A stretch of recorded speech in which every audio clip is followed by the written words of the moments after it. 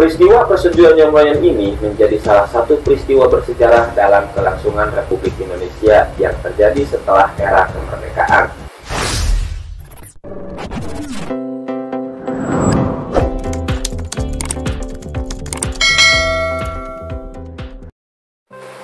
Assalamualaikum warahmatullahi wabarakatuh.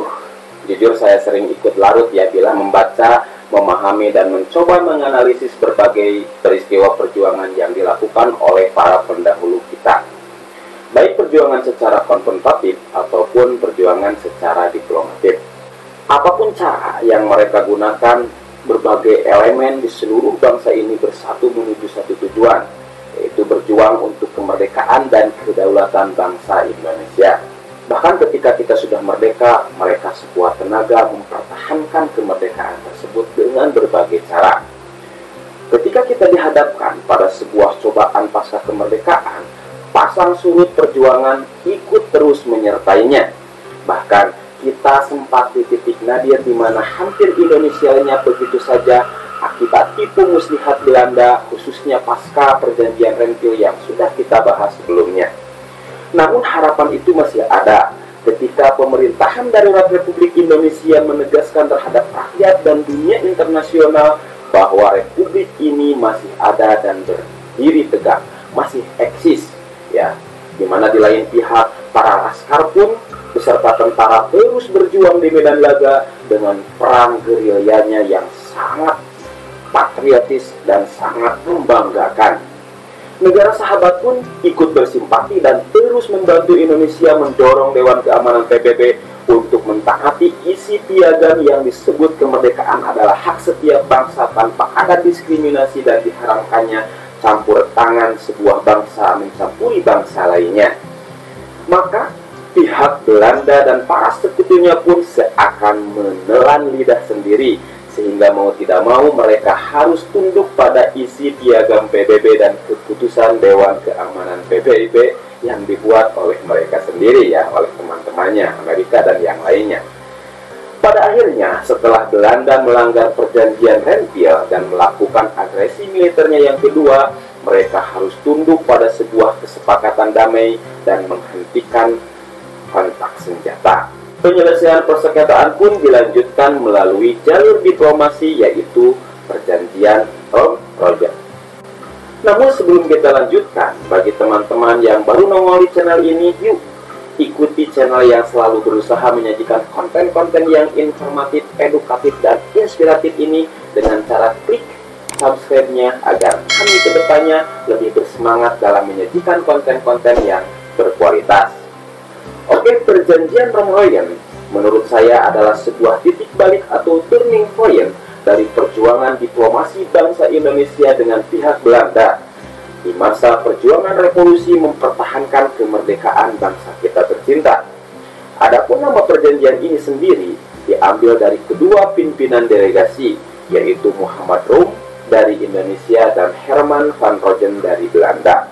Latar belakang diadakannya perjanjian Royan ini tak lepas dari rentetan peristiwa perundingan-perundingan sebelumnya dari mulai Philip Christensen, Back Value, Linggarjati, dan Renville yang sebagian besar Belanda melanggar kesepakatannya tersebut. Bahkan pihak Belanda melancarkan 2 kali agresi militer terhadap Republik Indonesia ini yang jelas-jelas kita sudah memproklamasikan kemerdekaannya. Dan yang paling parah, dalam agresi militer terakhirnya Belanda sampai menawan, mengasingkan pimpinan Republik dan menginvasi ibu kota sementara Republik Indonesia di Yogyakarta. Kemudian yang paling penting, maksud pertemuan ini juga adalah untuk menyelesaikan berbagai masalah mengenai kemerdekaan Indonesia sebelum dilangsungkannya konferensi meja bundar di Den Haag pada tahun yang sama.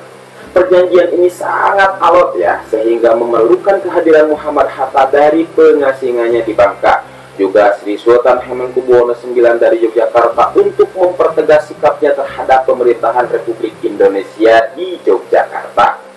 Di mana pada waktu itu Sultan Hamengkubuwono IX langsung bersikap tegas dan mengatakan Yogyakarta is the Republik Indonesia, atau istilah kitanya Yogyakarta adalah bagian dari Republik Indonesia. Kemudian untuk mengatasi agresi militer Belanda, PBB mengadakan sidang tanggal 22 Desember 1948 dan menghasilkan sebuah resolusi yang isinya mendesak supaya permusuhan antara Indonesia dan Belanda segera dihentikan dan pimpinan Indonesia yang ditahan segera dibebaskan. Komisi tiga negara pun diubah namanya menjadi United Nations Commission for Indonesia atau UNCI dan diketuai oleh Max Cochrane untuk meluaskan wewenangnya dalam mengawasi pelaksanaan resolusi PBB tersebut di Hindia Belanda atau di Indonesia. Setelah terjadi tarik ulur dari kedua belah pihak yang sangat alot, akhirnya terjadilah kesepahaman bersama untuk dimulainya perjanjian Romroyon ini yang berlangsung pada tanggal 14 April 1949 dan kemudian ditandatangani pada tanggal 7 Mei 1949 di Hotel des Indes, Jakarta. Perjanjian ini sendiri mengeluarkan beberapa kesepakatan. Di antaranya dari pihak Indonesia sendiri menyatakan kesediaannya untuk yang pertama, menghentikan semua aktivitas perang gerilya. Kemudian yang kedua, pemerintahan Republik Indonesia akan bekerja sama dalam mengembalikan perdamaian dan menjaga ketertiban serta keamanan. Pemerintahan Republik Indonesia juga akan turut serta menghadiri konferensi meja bundar di Den Haag, Belanda, dengan maksud untuk mempercepat penyerahan kedaulatan yang sungguh lengkap kepada negara Indonesia Serikat dengan tidak bersyarat. Adapun dari pihak Belanda, mereka menyatakan kesediaannya untuk menyetujui kembalinya pemerintahan Republik Indonesia ke Yogyakarta, kemudian menyetujui adanya Republik Indonesia sebagai bagian dari negara Republik Indonesia Serikat. Poin berikutnya, Angkatan Bersenjata Belanda juga menjamin akan menghentikan semua operasi militer dan membebaskan semua tawanan politik. Kemudian tidak akan mendirikan negara-negara yang ada di daerah yang dikuasai oleh Republik Indonesia sebelum tanggal 19 Desember 1948 dan tidak akan meluaskan negara atau daerah dengan merugikan Republik Indonesia. Poin selanjutnya, mereka juga bersedia untuk berusaha dengan sungguh-sungguh supaya konferensi meja bundar segera diadakan sesudah pemerintahan Republik Indonesia kembali ke Yogyakarta. Kemudian untuk menindaklanjuti perjanjian Romroyon ini, pada tanggal 22 Juni 1949 diadakanlah perundingan formal antara Indonesia, Belanda, dan Majelis Permusyawaratan Federal atau Bijenhof for Federal Overlap. BFO ya. BFO ini semacam Majelis Permusyawaratan bagi negara-negara di bawah naungan RIS ya nantinya, yang dipantau langsung oleh Kipchai dari Australia. Pertemuan formal ini menghasilkan beberapa keputusan sebagai berikut ya. Nah, ini bisa dilihat beberapa keputusan dari pertemuan formal ini.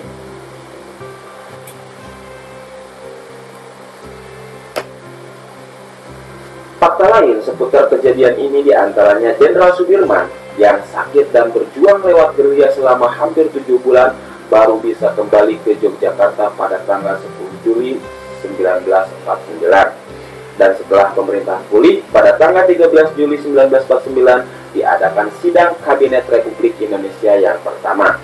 Kemudian peristiwa selanjutnya pasca perjanjian Romroyon ini, pada tanggal 6 Juli, Soekarno dan Muhammad Hatta kembali dari pengasingannya ke Yogyakarta, ibu kota sementara Republik Indonesia. Dan pada tanggal 13 Juli 1949, Kabinet Hatta mengesahkan perjanjian Romroyon ini dan Sapudin Prawira Negara yang menjabat Presiden Pemerintahan Darurat Republik Indonesia atau PDRI dari tanggal 22 Desember 1948 menyerahkan kembali mandatnya kepada Soekarno pada tanggal 13 Juli 1949. Kemudian pada tanggal 3 Agustus gencatan senjata pun antara Belanda dan Indonesia dimulai di Jawa dan di Sumatera pada tanggal 15 Agustusnya. Perundingan Romroyon ini pun berujung dengan dilaksanakannya konferensi meja bundar di Den Haag, Belanda yang menyelesaikan permasalahan antara Indonesia dan Belanda secara garis besar ya. Konferensi meja bundar mencapai persetujuan tentang semua masalah dalam agenda pertemuan kecuali masalah Papua Barat. Peristiwa persetujuan Romroyon ini menjadi salah satu peristiwa bersejarah dalam kelangsungan Republik Indonesia yang terjadi setelah era kemerdekaan. ini menjadi salah satu turning point ya bagi Indonesia dalam perjuangan diplomasinya. Demikianlah sedikit pembahasan tentang perundingan Rompoyen, meliputi latar belakang, tujuan, sejarah, hasil, isi, serta dampak yang ditimbulkan dari perjanjian ini. Mungkin banyak fakta lain yang belum diulas dalam video ini, mohon maaf, itu keterbatasan dari saya, karena jujur saya bukan seorang ahli, namun manusia pembelajar yang sedang menikmati proses belajar. Saya tutup dengan sebuah pepatah dari Winston Churchill, keberhasilan adalah kemampuan untuk melewati dan mengatasi dari satu kegagalan ke kegagalan berikutnya tanpa kehilangan semangat. Bila ada salah kata, mohon dimaafkan. Kasih saran, ide, dan masukannya di kolom komentar demi perbaikan di video selanjutnya. Sampai jumpa, salam penikmat sejarah.